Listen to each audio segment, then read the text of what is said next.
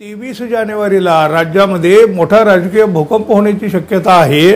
उद्धव ठाकरे गटाचे 4 आमदार आणि 3 खासदार हे काही दिवसापूर्वी एकनाथ शिंदे यांना भेटले।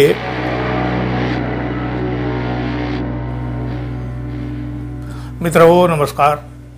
नाही म्हटलं तरी भारतीय जनता पक्षाला एकनाथ शिंदे यांची आता गरज उरलेली नाही।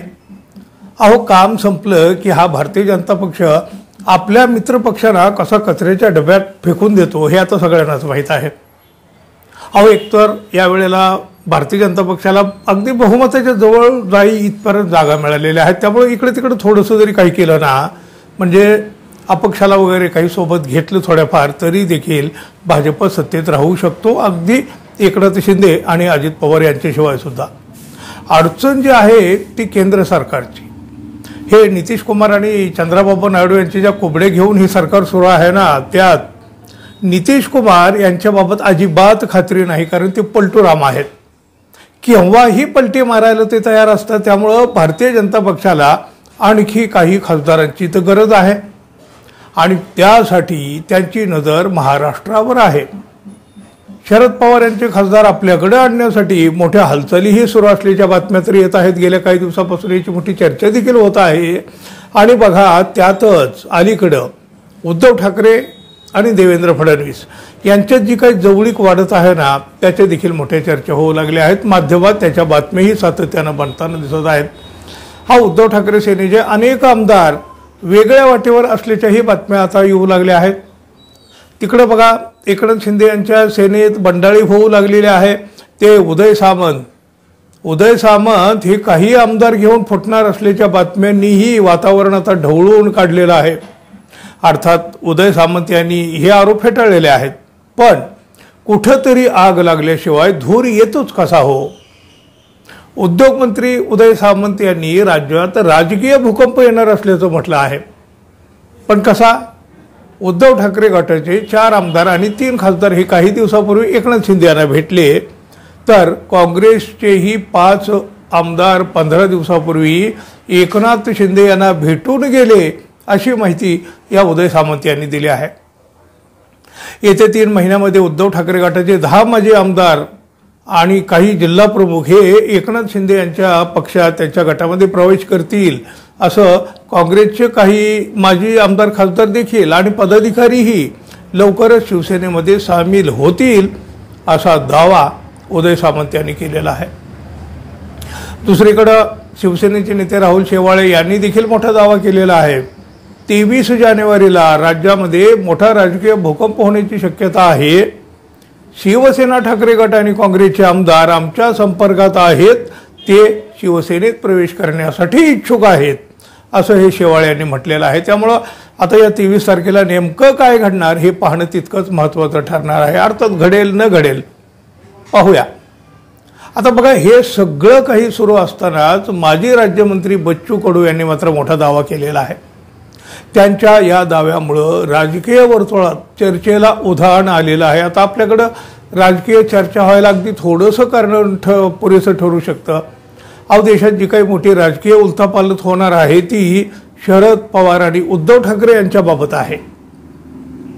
शरद पवार आणि उद्धव ठाकरे हे केंद्रामध्ये लवकरच भाजपासोबत जाताना दिसतील असा मोठा दावा या बच्चू कडू यांनी केला आहे। बच्चू कडू यांच्या या दाव्यामुळं खळबळ तर उडणारच, त्याप्रमाणे चर्चाही सुरू झालेली आहे।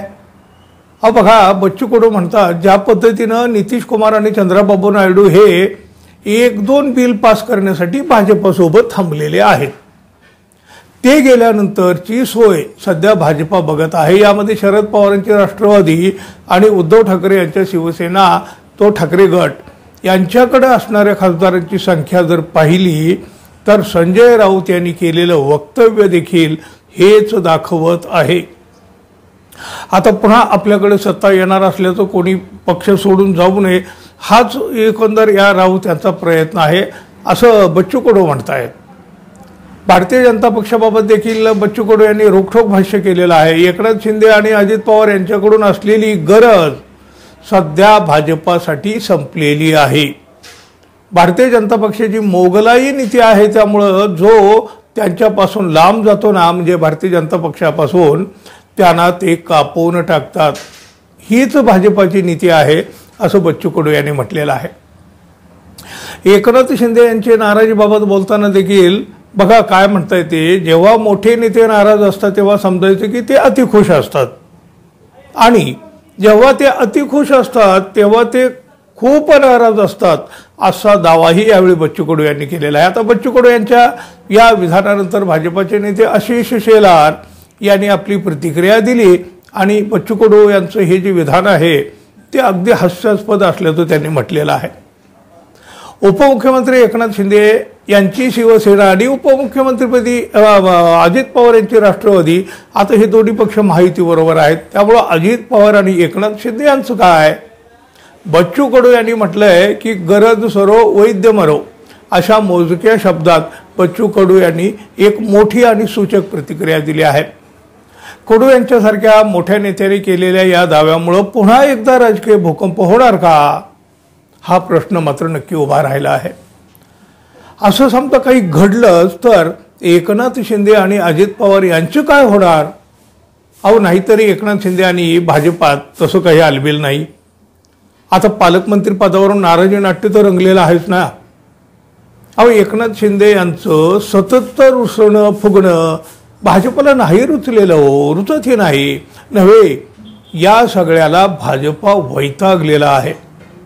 भाजपाला एकनाथ शिंदे यांची आता तशी गरजही उरलेली नाही. त्यात शरद पवार उद्धव ठाकरे सोबत आले तर मग काय हो, एकनाथ शिंदे यांच्या गणपती बाप्पाचं विसर्जन अटळ असणार आहे. काय होईल तुम्हाला काय वाटतं जरूर सांगा.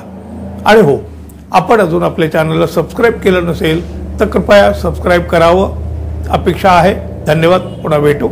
तोपर्यंत नमस्कार.